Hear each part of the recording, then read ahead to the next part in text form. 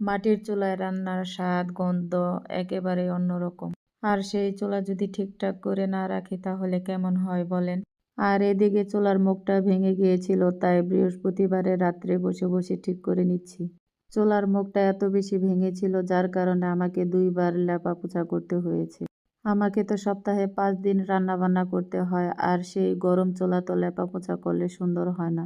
গরম চুলায় কাদামাটি দিয়ে জোড়া লাগালে সেই জোড়াটা আর বেশি একটা সুন্দর হয় না, ফেটে যায়। আজকে শুধু আমি কাদামাটি দিয়ে জোড়া লাগিয়ে রাখবো, তারপরের দিন লেপে পুছে সুন্দর করে ঠিক করে নেব।